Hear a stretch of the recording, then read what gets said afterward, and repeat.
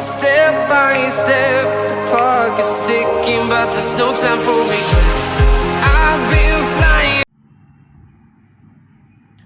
तो आज इस वीडियो में हम जो चैप्टर थर्ड है पर्सनालिटी क्लास 12 का उसके हम एक्सरसाइज अभी सॉल्व करेंगे।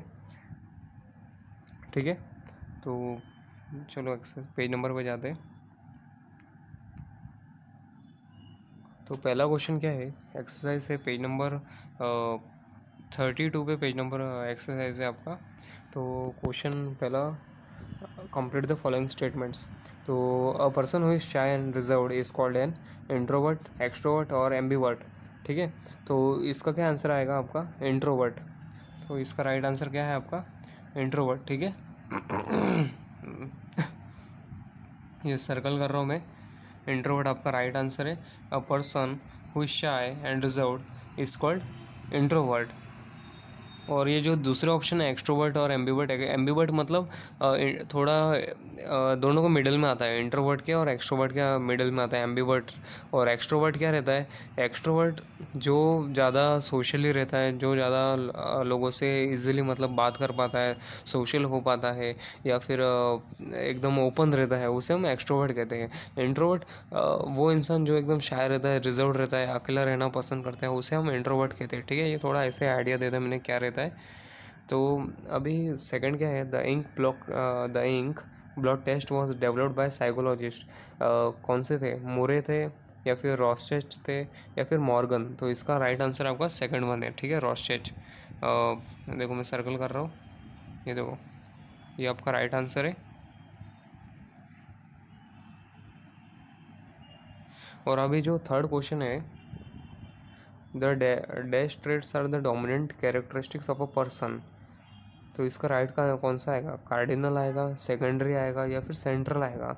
तो इसका राइट आंसर आपका कौन सा है, कार्डिनल। ठीक है, cardinal traits are the dominant characteristics of a person. तो ये आपका राइट आंसर है, कार्डिनल।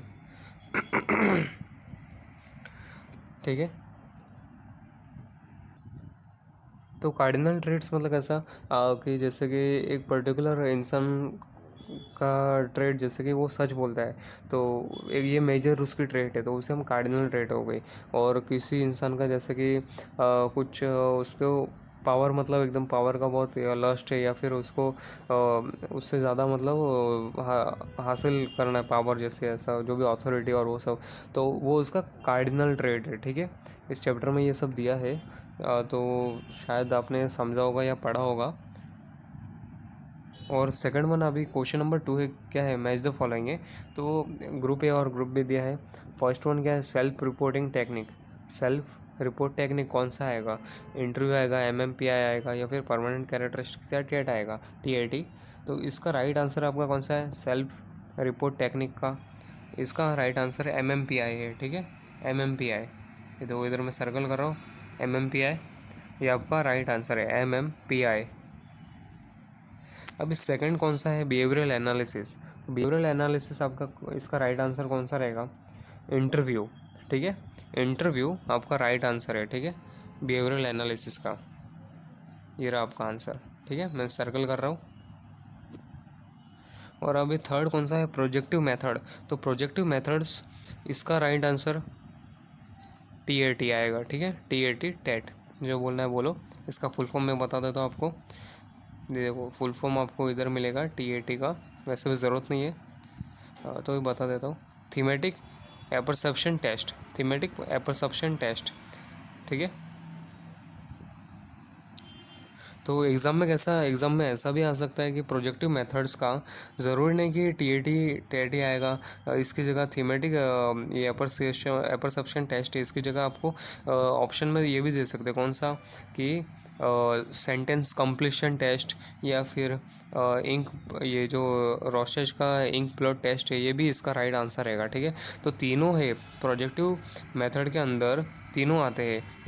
इंक ब्लड टेस्ट भी आता है, और थीमेटिक अपरसेप्शन टेस्ट भी आता है, और सेंटेंस कंप्लीशन टेस्ट आता है। तो आपको पूरा अच्छे से याद रहना चाहिए एकदम कि प्रोजेक्टिव टेस्ट के अंदर, मेथड के अंदर 3 आते हैं, तो कौन सा भी एक आएगा तो वो राइट है। ऐसा नहीं कि आपको प्रोजेक्टिव मेथड का टेट नहीं दिया है और ये दोनों में से कौन सा भी एक दिया और आपको पता नहीं कि ये है, और तो आप कुछ गलत कर रहे होगे, ठीक है।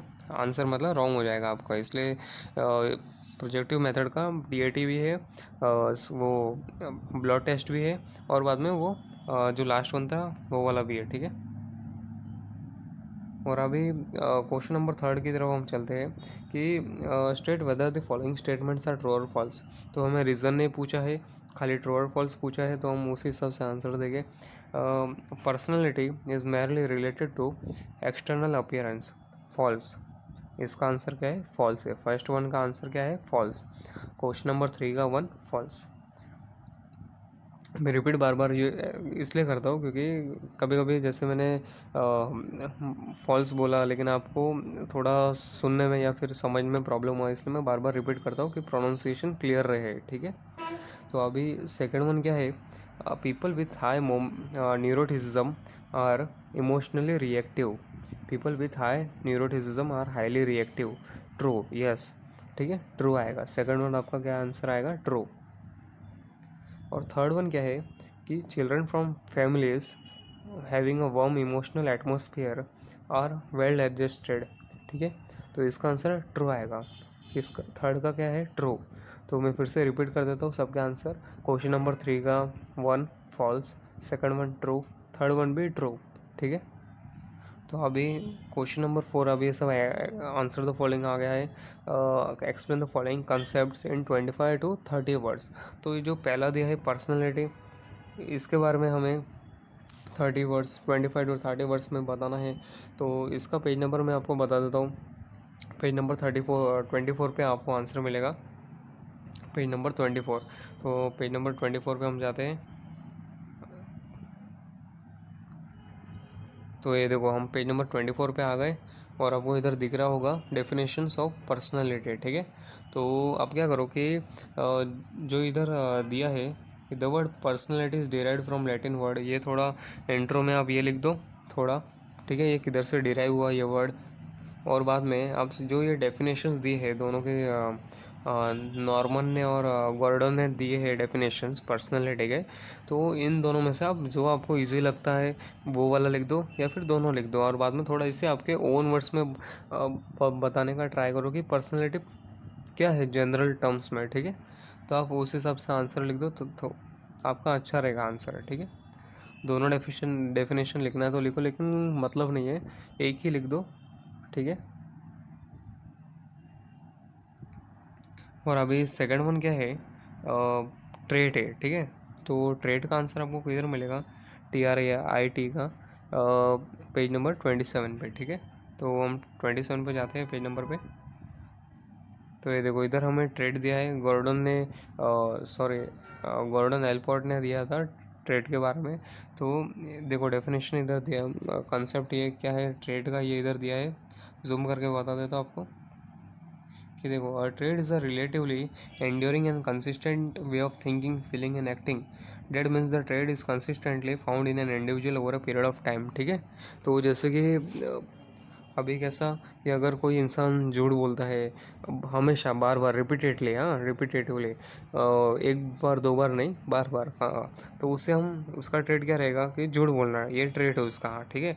और कोई इंसान कैसा कि उसे क्या बोलते हैं हमें, कि कुछ चीज़ का मतलब जैसे कि लालच या फिर कोई है पावर का, या फिर इधर जैसे एग्जांपल में दिया गया ट्रूथफुलनेस या ह्यूमैनिटेरियन, मतलब उसे लोगों की मदद करना ज़्यादा अच्छा लगता है, या फिर कैसे भी, मतलब कौन से भी फॉर्म में, तो वो इसकी ट्रेड कैसे हो गई? ह्यूमैनिटेरियन, ठीक है।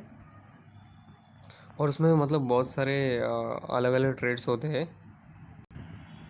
तो जैसे कि सच बोलना हुआ, या फिर सेल्फ कॉन्फिडेंस हुआ, या फिर लोगों से जल्दी से लोगों के साथ जल्दी घुल मिल जाना, सोशल हो जाना एकदम अच्छे से, और फिर बाद में हाई सेल्फ इस्टीम हुआ, ठीक है। ये सब ट्रेड्स है मतलब। इसमें ये सब मिक्सअप बताया है मैंने, सेकेंडरी ट्रेड भी आ गया इसमें, कार्डिनल ट्रेड भी आ गया, सेंट्रल ट्रेड भी आ गया, ठीक है, जनरल में बताया मैंने।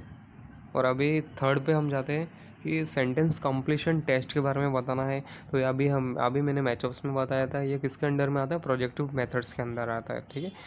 सेंटेंस कंप्लीशन टेस्ट, इसका मैं पेज नंबर आपको बता देता हूँ, पेज नंबर 30 पे आपको मिलेगा इसका आंसर। ये देखो पेज नंबर 30 पे हम आ गए और ये इधर दिया है सेंटेंस कंप्लीशन टेस्ट, ठीक है, सेंटेंस कंप्लीशन टेस्ट इधर दिया है। तो इसमें क्या करना है आपको कि सेंटेंस कंप्लीशन टेस्ट का ये जो दिया है, in this test and individual is given a series of incomplete partial sentences and he or she is asked to complete them in his own or his or her own words, ठीक है। तो ये इस तरह से आपको ये लिख देना है और फिर क्या करना है, आपको 3-4 एग्जांपल बता देना है, ठीक है। इधर दिया हुआ है पहले से, क्योंकि मैंने पहले भी बताया कि हर क्वेश्चन का आंसर आप करते वक्त उसका इंट्रो, उसका थोड़ा डेफिनेशन वो, और मेन बात एग्जांपल आप दोगे ना जहाँ पर दे सकते हो, तो आपका आंसर एकदम बहुत अच्छा हो जाएगा, ठीक है, और आपको ज़्यादा स्कोर करने का चांसेस बढ़ जाएगा, ठीक है। एग्जांपल देने का ट्राई करो। तो इसमें आंसर एग्जांपल क्या है, I feel afraid of dash dash, ठीक है, और व्हेन समथिंग गोज़ रॉन्ग, ये सब दिया है। तो आप ये इसमें से 5 के 5 उठाने तो 5 उठाओ, लेकिन 3-4 रहेगा तो भी चलेगा, ठीक है। इसमें एग्जाम्पल बता देना आप। और अभी फोर्थ क्या है, स्ट्रक्चर्ड इंटरव्यू, ठीक है। ये किस में आएगा, बिहेवियरल एनालिसिस के अंडर आता है। बिहेवियरल एनालिसिस में स्ट्रक्चर्ड इंटरव्यू है और अनस्ट्रक्चर्ड इंटरव्यू है, ठीक है। तो इसका आंसर आपको पेज नंबर 29 पे मिलेगा, मैं बता देता हूँ आपको, पेज नंबर 29, ठीक है। तो ये देखो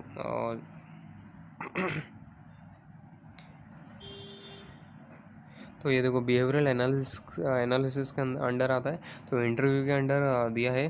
तो इसमें आपको कौन सा पूछा है, स्ट्रक्चर्ड, और दोनों में क्वेश्चन का आंसर एक ही साथ बता देता हूँ। स्ट्रक्चर्ड इंटरव्यू का ये रहा, ठीक है, फर्स्ट पॉइंट आपको दिख रहा होगा पेज नंबर 29 पे, और नीचे है, उसके नीचे है अनस्ट्रक्चर्ड इंटरव्यू, ठीक है। तो ये हमारा आंसर ये हो गया, क्वेश्चन नंबर 4 पूरा हो गया, क्वेश्चन नंबर 4 हो गया। और अभी क्वेश्चन नंबर 5 की तरफ हम चलते हैं। तो Gordon Allport's trait theory of personality, तो इसके बारे में बताना है। गॉर्डन्स के ट्रेड थ्योरी ऑफ पर्सनैलिटी के बारे में हमें थोड़ा शॉर्ट नोट्स मतलब इधर दिया है। तो पेज नंबर में आपको बताता तो पेज नंबर 27 है, ठीक है, पेज नंबर 27। तो ये देखो इधर दिया है गॉर्डन्स का trade theory of personality.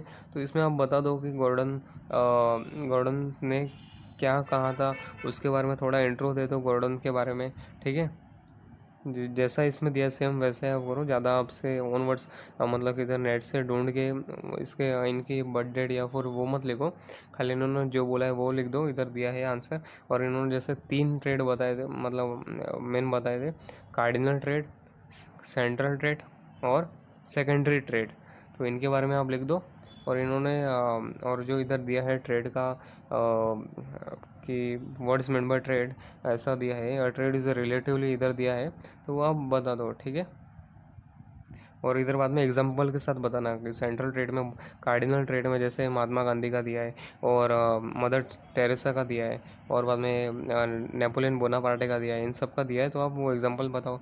Central में भी आप एग्जांपल बताओ, सेकेंडरी में भी एग्जांपल बताओ, ठीक है, तो आपका आंसर एकदम अच्छा होगा। और अभी क्वेश्चन नंबर 5 क्या है कि effects of mass media and personality development of a individual, तो इसका आंसर आपको किधर मिलेगा, इसका आंसर स्टार्टिंग में पेज चैप्टर के स्टार्टिंग में पेज नंबर 25 पे मिलेगा, ठीक है। 25 पे हम जाते हैं, तो ये देखो पेज नंबर 25 आ गया। पेज नंबर 25 के लास्ट में राइट साइड में 6th पॉइंट दिया है मास मीडिया, ठीक है। तो मास मीडिया का इफेक्ट क्या होता है इंडिविजुअल के ऊपर, ये इधर आपको दिया है, एकदम सिंपल सेम टू सेम लिख दो, या सेम टू सेम या फिर ओन वर्ड्स में थोड़ा ट्राई करो, आप समझ सकते हो, आप 12th में आ गए हो, थोड़ा आपको समझ के ओन वर्ड्स में लिखना आता ही होगा अभी, या फिर हैबिट बना लो, क्योंकि बाद में डिग्री कॉलेज में आपको ये हैबिट, उधर आपको आंसर बनाया नहीं मिलेगा, ठीक है। अगर मेंस आर्ट्स में जाओगे तब तो आपको अवेलेबल ही नहीं रहेगा बुक, कॉमर्स में गए तो मिल सकता है, बोल नहीं सकता मैं। और इधर एग्जांपल दिया है कि जैसे mass media help an individual to have an updated knowledge of current affairs etcetera which in turn positively affects the development of an individual's personality. तो ये देखो एग्जांपल दिया है, तो आप लिख देना ये वाला एग्जांपल। और अभी क्वेश्चन नंबर 6 दिया है, इसमें थोड़ा डिटेल में आपको बताना है, 100-150 वर्ड्स, 1.5-2 पेज का आंसर आपको होना चाहिए। तो explain the big 5 factor model of personality. ठीक है, big 5 factor model of personality. तो इसमें न्यूरोटिसिज्म दिया है, एक्सट्रोवर्जन दिया, ओपननेस टू एक्सपीरियंस, एग्रीबलनेस और कंसेंटियसनेस। ठीक है, तो तो ये बिग 5 फैक्टर मॉडल का थोड़ा इंट्रोडक्शन आपको करना है, फिर जो 5 के 5 पॉइंट थे इनके बारे में आपको लिखना है। ठीक है, तो मैं पेज नंबर बता देता हूँ आपको। पेज नंबर 28 पे आपको जाना है। तो ये देखो पेज नंबर 28 पे हम आ गए हैं, और पेज नंबर 27 के ऊपर थोड़ा इसका स्टार्टिंग है, big 5 factor model of personality. ठीक है, तो ये आपको ये थियरी मतलब ऐसा ये किसने दिया है उनके बारे में, जैसे रॉबर्ट मैक्रे देन इन्होंने और पॉल कोस्टा ने बताया है। ठीक है, और बाद में ये जो पॉइंट दिए हैं आपको, जिस हिसाब से उस सीक्वेंस में आपको पॉइंट का आंसर लिख देना है। न्यूरोटिज्म का दिया है, ये सब पॉइंट आपको उनके आंसर इधर मिल जाएंगे। अभी सेकंड की तरफ हम चलते हैं। तो सेकंड क्या है कि explain the factors influencing personality. तो इधर पहले क्या करो, आप पर्सनैलिटी का बेसिक इंट्रो दे दो पर्सनैलिटी का। ठीक है, और फिर आप अपना जो इधर पॉइंट दिए हैं उनके बारे में थोड़ा थोड़ा एग्जांपल के साथ आप लिख दो आंसर। और इसमें आंसर में फैमिली का हुआ, स्कूल का हुआ, पीयर ग्रुप का हुआ, इनका एग्जांपल दिया है। मैं बता देता हूँ आपको पेज नंबर। तो पेज नंबर आपको 24, 25, 26 इन तीनों के ऊपर आपका आंसर दिया है। 24 पे फैमिली का दिया है, 25 के ऊपर स्कूल पीयर ग्रुप का दिया है, और कल्चर का 26 पे दिया है। तो चलो हम देखते हैं अभी आंसर।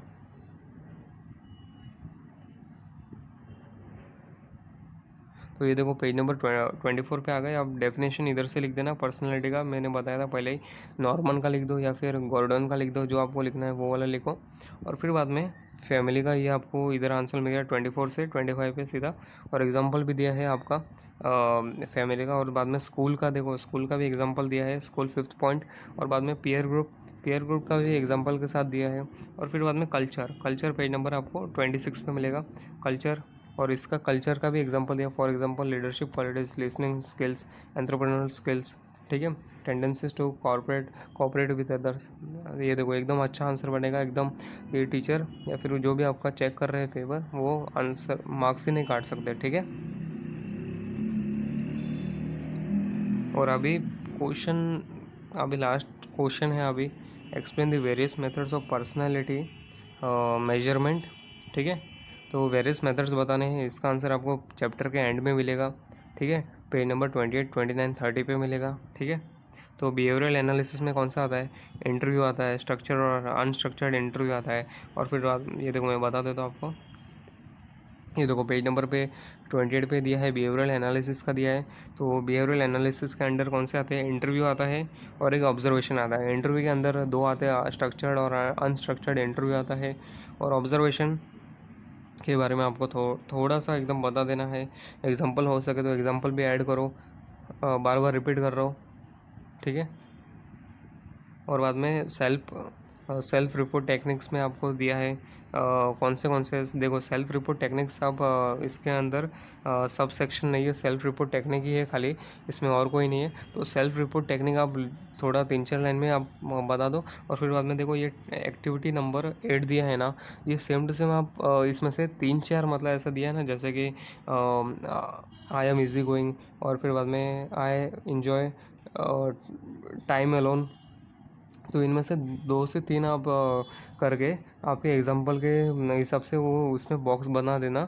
और फिर बाद में इसमें से कौन से भी 3 मतलब मैंने जैसे अभी पढ़े, और फिर बाद में वो बता देना इसमें आंसर, मतलब ऐसा सर्कल इस हिसाब से लिख के बता देना कि example of self report technique. और फिर बाद में उसमें ऐसा जैसे strongly disagree, strongly agree, no opinion, फिर इस हिसाब से आप कर देना। ठीक है, और बाद में लास्ट वन है प्रोजेक्टिव मेथड्स। तो प्रोजेक्टिव मेथड्स को के बारे में थोड़ा आपको बताना है कि प्रोजेक्टिव मेथड क्या रहता है, ठीक है। इन प्रोजेक्ट जैसे कि इधर दिया in projective test situations and individual response relatively ये दिया, थोड़ा प्रोजेक्टिव मेथड के बारे में बताओ। और फिर बाद में क्या करो, इसके जो 3 है ना, जैसे कि इंक ब्लॉ टेस्ट है, और बाद में थीमेटिक एपरसेप्शन टेस्ट है, और फिर बाद में सेंटेंस कंप्लीशन टेस्ट है। इन तीनों के बारे में थोड़ा बताओ, मतलब सबके बारे में डिटेल में नहीं बताने की ज़रूरत है, थोड़ा थोड़ा आप एडजस्ट करके, ठीक है, उस हिसाब से आप अपना आंसर बनाओ, ठीक है। और थैंक यू, वीडियो पूरा हो गया, चैप्टर आपका पूरा मैंने बता दिया उस हिसाब से। अगर कुछ डाउट रहेगा तो कमेंट करके पूछ लेना, मैं पूरा ट्राई करूँगा कि आपको रिप्लाई कर पाऊँ, ठीक है। और वीडियो अच्छा लगा तो लाइक कर दो, कमेंट कर दो, ठीक है। और आपकी मर्ज़ी सब्सक्राइब करना है या नहीं करना है, ठीक है। बार बार वो ठीक है रिपीट हो रहा है, तो आप कोई बोल भी सकते हो कि इतना वो रिपीट मत करो, ठीक है। Life will always be tough, so who the fuck are you now? Will you make it alone, or do you need someone else?